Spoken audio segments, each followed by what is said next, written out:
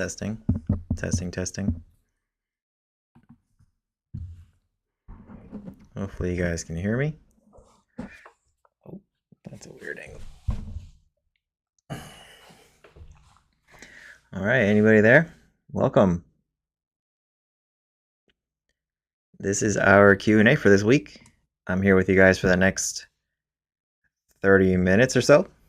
Welcome to the Q&A. If you guys have any barber-related questions, feel free to type them in the chat. Today is Monday, October 2nd. Hi there. This is a public Q&A, so anything that you type in the chat, everybody can see. So make sure that you don't type anything too personal in there. That's what our school group is for. If you guys don't know what I'm talking about, I'll share my screen. Hopefully you guys are appreciating the new angle too that we have here. Or my phone is right over here. So this is our school group, 100% free to join. Right now we have a little over 3,000 members, which is pretty cool. And here's where you can interact with other barbers and barbershop owners. You can take some courses, and you can also see where everybody's at. So this is kind of a cool feature. You can go here and you can see where everybody is. It's not showing their exact location, like their home address, but yeah, this is just a cool feature of the community. If you guys are interested, check that out. That's school.com/barbers. There's a link in my bio if you're interested in. And again, it's 100% free. So I'm just going to be kind of answering questions that you guys type in the chats. I'm going to be going back and forth between the community and the chat. And there's a huge delay on Instagram. So just be mindful of that. So Precision Blends wants to know, do you have barbers designated for walk-ins or your shop's appointment only? So no, we don't have barbers dedicated to walk-ins only. We've done that. We've also done where certain days or certain times were walk-ins only. And we decided to just basically commit to appointments because of that. Because it's just kind of hard to build your shop so that it caters to everybody, right? So we just thought about, and this is something that I recommend for everybody, but we just thought about what are the types of clients that we want, and we're going to build our shop around them, right? And we just decided to be okay with the fact that we're not going to be able to handle walk-ins if we get busy.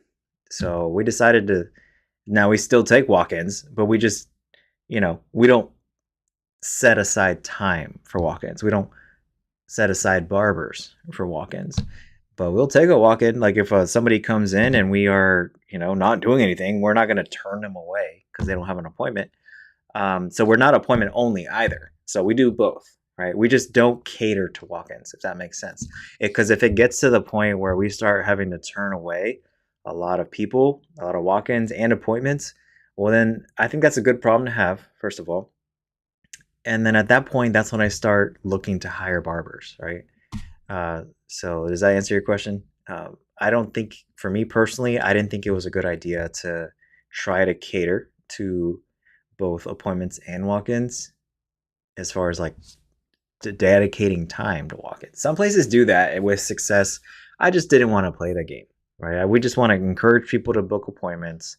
And if we get too busy to the point where we have to turn away people, then we hire more barbers, right? Simple, not easy, but good question. So I want to talk about a little bit about what's new in the community while we're waiting on more questions. If you guys have questions, feel free to type them in the chat. Some of you guys don't know who I am. Probably I'm a barber. I'm Alex. I own 2 barbershops in Florida, and I've been doing it since 2015. So I do these calls to help you guys out because I like to do it, right? And this is my free way of giving back. I get some content out of it too, but otherwise, this is just for you guys, right? I get nothing from this other than it makes me feel good to help people at different stages of the journey, right? Yeah, simple, not easy. Like losing weight is simple. Eat less calories than you burn, but why is like 50% or 60% of the country overweight? Simple, not easy, right? It takes discipline. Same thing with building a business. It takes a lot of discipline. And then I was just talking to one of my managers earlier today, right? I think that the difference between professionals and amateurs is the ability to distinguish what you like doing from what you have to do. Like what is do you do it what is required, you know? So I think, amateurs do what they love to do what they like to do, and professionals do what they have to do, you know? Um, but your job as the owner, my job as the business owner, is to eventually, I think, shift some of the things that I don't like to do or that I'm not good at to people that enjoy doing those things. Because there's chances are there's somebody out there that loves to do everything that you hate, right? You just got to find them, right? And your business has to grow to the point where that becomes like a full time job for somebody, and you can afford to pay them to do those things, right? Like I don't love doing the accounting, right? So I just outsourced that. I have somebody that does that for me now, right? But it took a while. I did it for a long time, but it took a while to kind of grow to that point. So Marcel wants to know, as a owner with 18 years as a barber, should I charge more than barbers that work for me? I see a lot of people do that. Yeah. So I think that so we've tried the level system before, and I love the idea of the level system. The reason why it wasn't successful for us was because there wasn't a clear kind of boundary. I'm used to looking at this camera. I'm like, I forget my camera's over here. Which angle do you guys like more? This one or this one? The side view or the front view? I don't care, right? But I'm just trying something new today. But let me know. So I gotta look over here.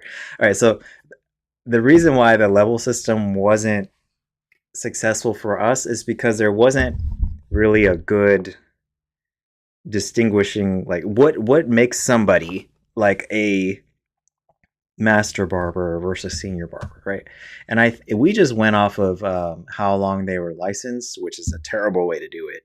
So I think that if you're going to do different pricing for different people, then you have to have, like, okay, when they reach these benchmarks, then they get to charge more, right? Now you as the owner can do whatever you want, you know. But I think that if you're going to do a level system, me personally, and I'm considering it. I'm considering doing it in the future. There's going to be clear, like, this is what it takes to get from this level to this level, and it's not going to be based on my feelings or how long you've been licensed or whether I like you or not.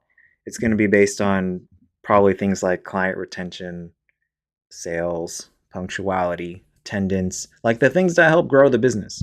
That's what I think it should be based on, right? Um, if you're applying that to the barber, now you as the owner, if you want to charge more just because you want to, that's fine, right? Why do you want to charge more though? Is the question. Are you really busy? Are you having to turn away people? Because that's a good thing. It's a good problem to have. Generally, when demand exceeds capacity, that is a good indication that you probably need to think about a price increase. And that's why I love the level system idea, because that's just a built-in, like, when the barber gets to 90% retention and they're there consistently for like 3 months, then maybe it's time to do a price increase on just that barber, right? If you get there as a whole shop, it might make sense to do it on the barbershop level as a whole. Good question. I don't see anything wrong with that though, Marcel. You can charge whatever you want. It's your business. But me personally, I think it would be easier to explain the price difference to the clients and to the barbers if there was some sort of reasoning why that the prices were different. It's great question. Any more questions? Type them in the chat. While we're waiting on more questions, I'll look just more news about what's going on in our free community. Share my screen real quick. 85% booked. I would say, well, for how long? Because if you've been there for like 3 months or more, I would consider that like stable, right? Um, If it's only been like a month, probably need to wait a little bit longer, right? But if it's been 3 months or more, to me that's a good indication that this is like a stable, like you're booked consistently, and you could probably go up on your prices. Was this the angle that you guys said you liked better? By the way, I'm trying to get used to which camera to look at. Was this one right here? The one off to my left? This one? Um, what percentage do you start a new barber at? Uh,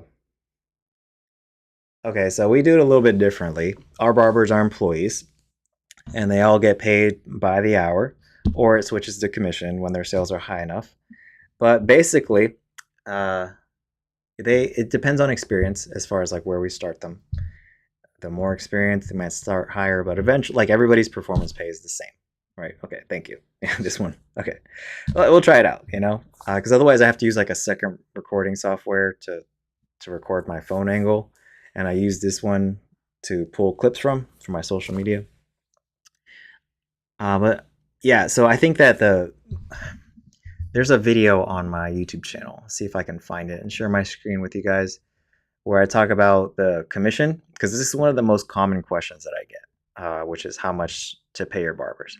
Because the cool thing is that I've talked to like probably hundreds of barbershop owners at this point, and like one thing that almost every barbershop owner that I've met has in common is that they want to pay their people more, which is awesome, right? The thing that I think a lot of people don't realize is that it's one of the most dangerous things to mess with in your business. So you should absolutely like treat it like that, right? Like payroll is the number one biggest cost in your business as a barbershop. So don't go off of what some guy on the internet says. Don't go off of what the dude down the street from you is doing. And the best advice I can give you is to do the math and figure out what you can afford for your business, right? And that's going to be different for every business, right? Like I have employees, for example, so I have to take into account payroll tax and the cost of our benefits, right? So I can't pay maybe as high as somebody who's doing the independent contractor model, right? But they also can't offer the benefits we offer. So it's just depends on what type of shop you want to run, your numbers. But if you're interested, there is a video on my YouTube channel. I'm trying to scroll through my videos here, and I'll share that to you guys. Mute my. All right, let me share my screen so you can see what I'm talking about. This right here is the video where I talk about how much commission should barbershop owners pay their barbers. I answer the question in this video, okay?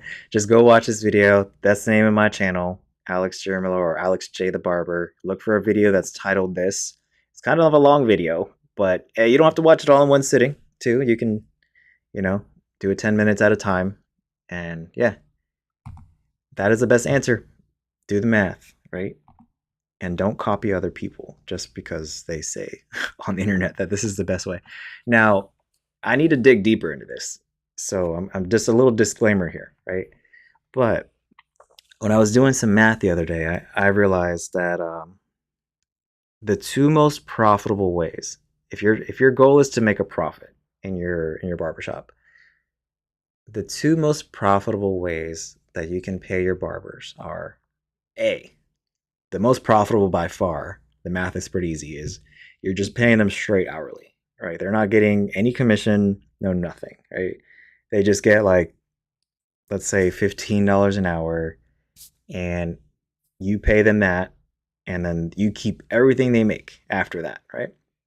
That's the most profitable way, because as they get busier, your fixed costs stay the same, right? Because they're getting that, let's say $20 an hour. Like they're getting that $20 an hour, but as their sales increase, the costs stay the same, right? The problem with commission is that if it's 50%, we'll say, which is a common number that's thrown out there, which I think is a little high, but let's say so you're paying somebody 50%. As their sales increase, so does your cost, right? Because they're getting a percentage of everything they make. One model that's interesting that I find, and I actually do a hybrid. I do right now. I do both. I do it's either hourly or commission, whichever's higher. Okay, and that's been working pretty well for us. But one model that I'm exploring is an hourly plus commission model. So they get paid their hourly rate and commission. And now you have to again figure out what's the best number. But let's say it's $15 an hour, and they get 10% of everything they make, and they get both.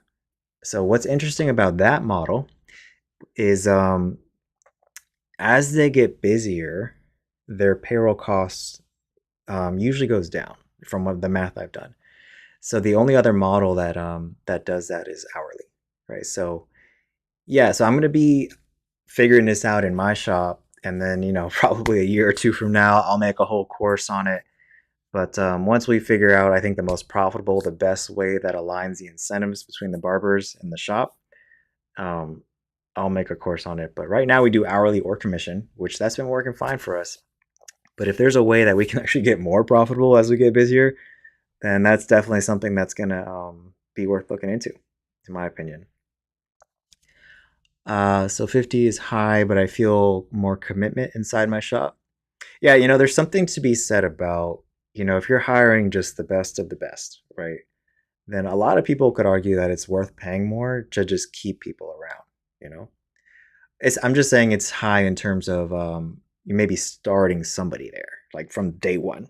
I think you want to maybe let them work up to that, you know?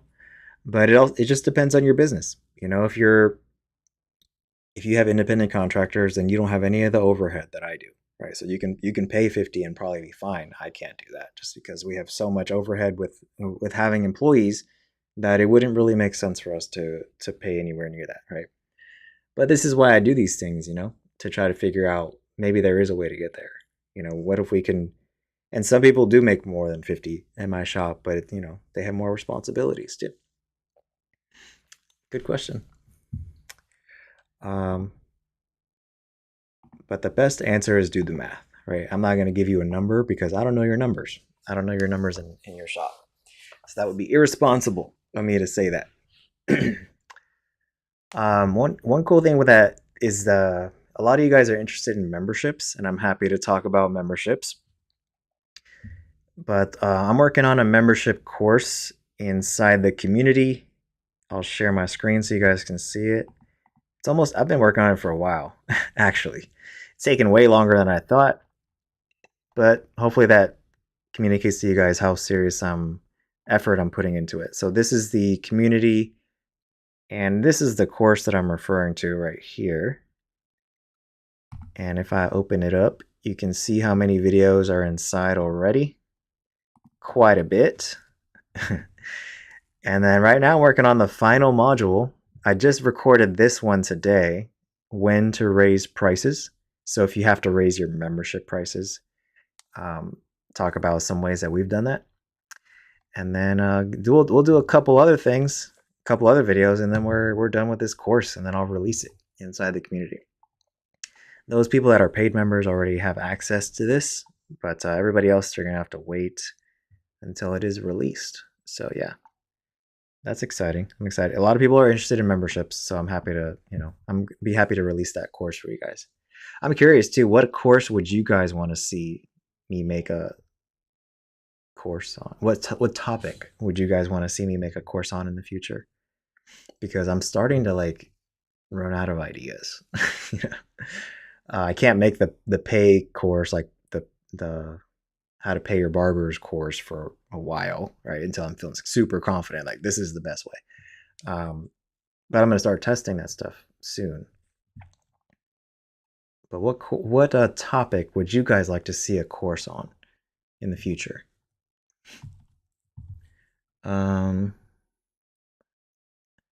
We charge 35 per cut, 50%. Great. We raise the price till 40, but the commission is for the 35.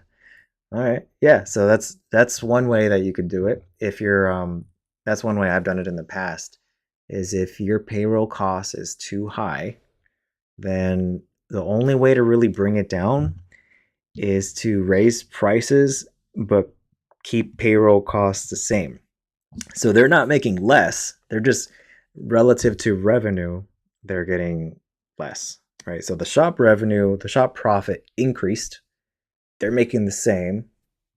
Everybody wins. Now, if you have some self-absorbed barbers that only care about themselves, and they're going to feel, like they were screwed out of something, but the shop wins. And sometimes you got to do those things. Like I had to do that because my business was in danger. It was like 5 years ago. My payroll costs got out of control, like a lot. It was like 70% of my, or sometimes more, of revenue going to payroll. Like that's not even counting what it takes to run the business. That's just what the barbers were getting. So the only way that I could fix that was we switched from commission to hourly, right?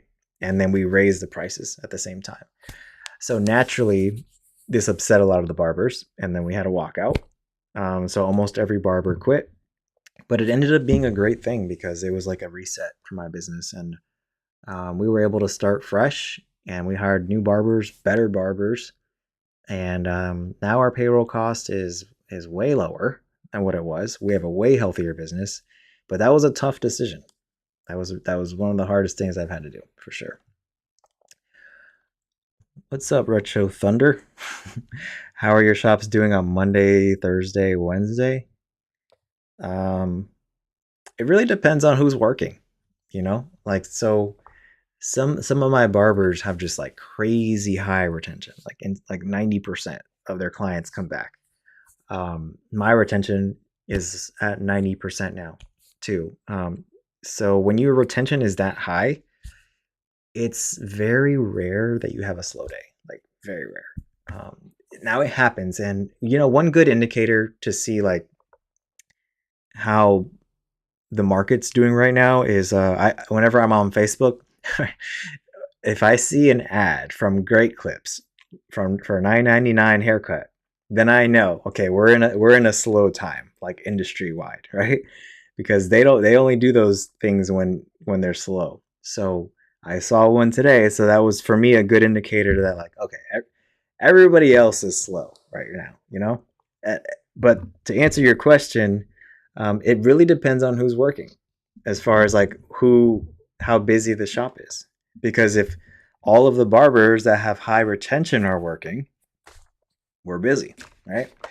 If all of the barbers that are still building are working, it depends on how many barbers are there, depends on the time of year, etc. Right? I think as a barber, you don't want to be one of those people that is like affected by the time of year or how many people are working. So the only like insurance against that stuff is to really focus on how do you get your clients to come back, right? Because otherwise you're going to be hurt whenever the barbershop owner adds another barber, or if the time of year shifts away from a busy time to a slow time. So overall, though, I would say we're probably in a quieter time. So like September, we still got like over 250 new clients. Saw, I don't know, close to 2,000 clients overall, but it was quieter than August. And then I think that this month is going to follow that same pattern, because whenever there is a busy time, there's usually a slow time before and a slow time after. So August was really busy for us. So we did this like, peak, and then now we're kind of here, and we're going to slowly go. October is probably going to be a little bit busier than September, but I think that November, December, if it follows the same pattern, it's going to be crazy busy, right? And then January dies again, right? How are your shops doing on Monday, Thursday, Wednesday? It could be a scheduling problem too. I have another video on my YouTube channel where I talk about what to do if your shop is slow. I'll see if I could pull it up. But sometimes it's just a scheduling problem too. Like you can shift a barber schedules. Hey, instead of working Monday, do you want to pick up a different day? Right. So this is why we track productivity, what we call productivity. We actually track it overall for the month, but also by the day, that was actually a game changer for us, which is we started tracking how busy are we by the day. So we can actually see, Okay, so we're noticing that like Wednesdays the productivity is really low, right? But like Tuesday we're slammed. So what we need to do maybe is take one of the barbers who normally works on Wednesday, take them off on Wednesday, move them to Tuesday where we need the help. And so you can actually make your shop busier sometimes by adjusting the schedules of the barbers. They got to be okay with it, right? But assuming it's okay with them, it can actually help them make more money too. So we do that sometimes when we see that there's just too many people on one day, and you know that there's too many people because productivity is low, right? Another way that I refer to productivity is utilization. So how many hours do you have available? How many of those hours are booked? So barbers call this booked. Like I'm booked up. That just means like relative to the amount of hours you have available, most of them are booked or all of them are booked, right? So I use these terms interchangeably, but you want to monitor your utilization and then you want to try to keep it as high as possible, right? So sometimes the only things that you can do to increase utilization or productivity or how booked you are is you reduce the hours that you have available, you fill up the hours more better, that's marketing, or you move the hours from like when you don't need them to when you do need them. Worst case scenario, like if you're just not getting busier and you're just bleeding money, then that's when you may want to start thinking about like letting people go, right? It sucks. It's called layoffs, right? But this is why businesses do layoffs, right? They just have too much help, uh, and not enough work, not enough money coming in to support that cost. So you don't want to get to that point, I think, as a barbershop owner. But hey, that's one of the things that you have to consider. I'm trying to find this video on my YouTube channel. These are good questions today, though. Any other questions? If you guys aren't already in my free community, go to the link in my bio. It's 100% free to join. That's where all these courses are that I've been talking about. Um, I think it'll really help you guys out.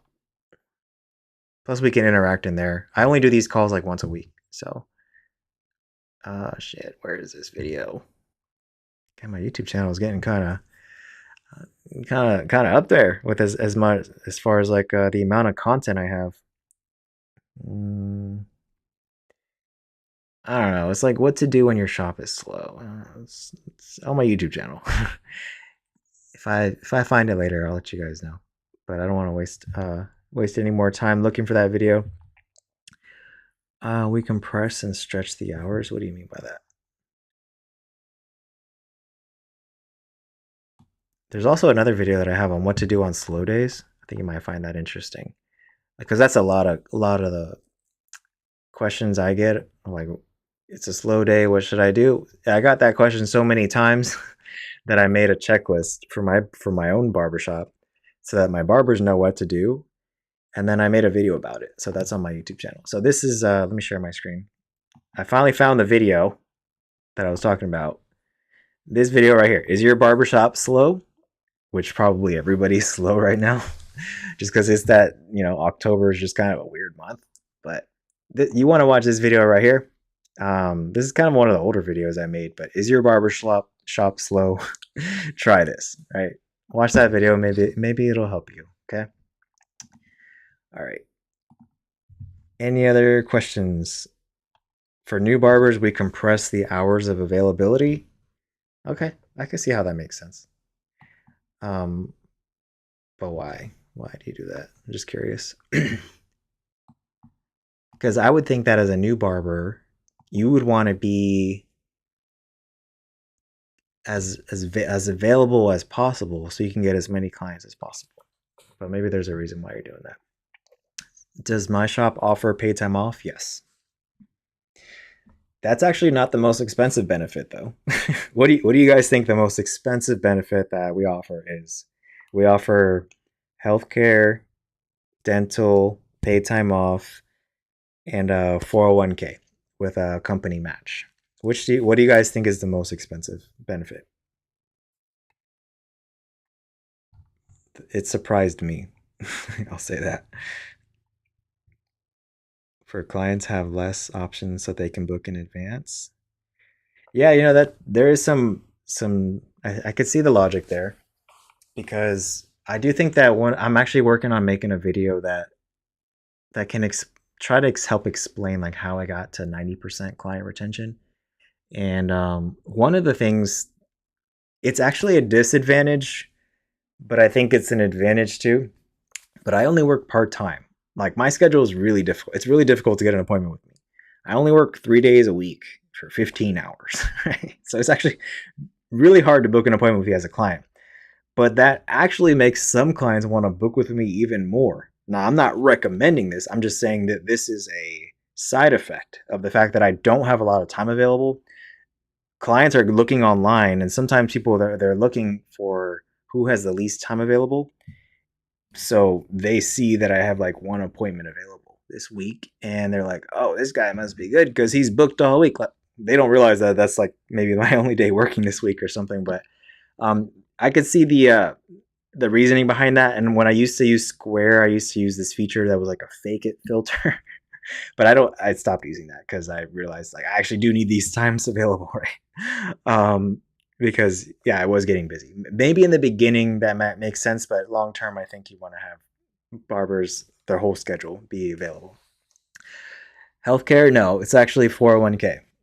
The 401k with the company match is the most expensive benefit that we offer by far, by far. It's because of that with the company match that we do is a 4% match, right? So we match 100% of what they contribute up to 4% of their pay. So basically, our payroll costs instantly went up by 4% when we started offering that. Now, healthcare is expensive. I would put that as a number two. But now, right now, the 401k with the company match is by far the most expensive benefit we offer. So I would, any shop owners out there, right?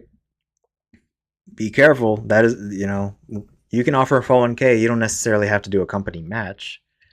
We did, and I kind of regret it. I'm not going to take it away, but God, it's expensive, right? And if you want to do a match, you maybe start at 1%, two. You can always raise it, but I just went off the rip from 4%. I'm like, Jesus, that is it's expensive. Um, yeah, booked gets more full, and we show more hours. We do the same before price increase. Do it till their schedule's almost fully booked. Well, if that's working for you, that's amazing. That's awesome. That is great. Yeah, I mean, one thing that we're actually working on right now is we're gonna start being a little bit more open minded with hiring. We've pretty much been exclusively hiring experienced barbers the past few years, just because they ramp up faster. You don't have to fix every haircut they do. Just they can just get going. But we're gonna start maybe going a little bit in the other direction. We're still gonna hire experienced barbers, but I'm not gonna necessarily turn away all new barbers going forward because I think if we can get really good at training new barbers, then it'll make it easier to grow later, right? When that time comes, because we do want to open more locations, and we're gonna need people to do it. So if we're not limited on the kinds of people that we can hire, then that'll make it easier, I think, to expand. Great. Yeah, that was one of the things I wanted to let you guys know I'm working on right now. We have some new hires. They're doing great. I'm excited. I love hiring people. I wish I could hire everybody that applied, but we only have so many spots available. Actually, every chair is full now at both of my shops. So anybody that we bring on going forward, we're gonna have to start sharing stations. Um, so that means one barber takes their tools out at the end of their shift. The other barber comes in, puts their tools in. We've done it before. The barbers hate it, but that's really the only way we can grow beyond once every chair is full. Now what? You know? And I usually start with my station because I'm only there part time. So that's generally what I do anyways. Like when I'm proposing a change to the team, I'm typically the first one to do it, just because I like to lead by example. Plus, it helps me test it out to see, like, does this even make sense? So the next barber we hire will probably be sharing a station with me, if that's the schedule that makes sense to put them on. But beyond that, yeah, other people are gonna have to start sharing, and they're not gonna like it, but it will help the shop grow more if we can have more capacity, right? Great. Not a bad Q&A today, guys. Should we do it again? Should we do it again next week? Let me see what time is scheduled for next week for my Q&A. Today I pushed it back. Normally I do these in the morning, but I had some other stuff come up earlier today. If you guys go to my community, there's a calendar right here. So you go from the community tab to the calendar, and you can see when the next calls are scheduled. So as of right now, the next week's is at 11 on Monday. This one is Monday. So every Monday at 11, but sometimes it might change. So the best way to know when the next call is to be inside this community.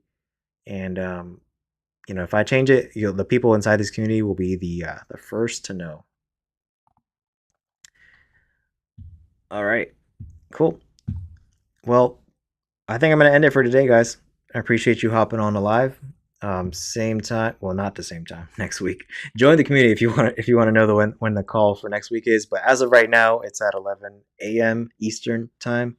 If it's at that time, I'll see you then. Join my free community. I'll see you guys next one. Bye.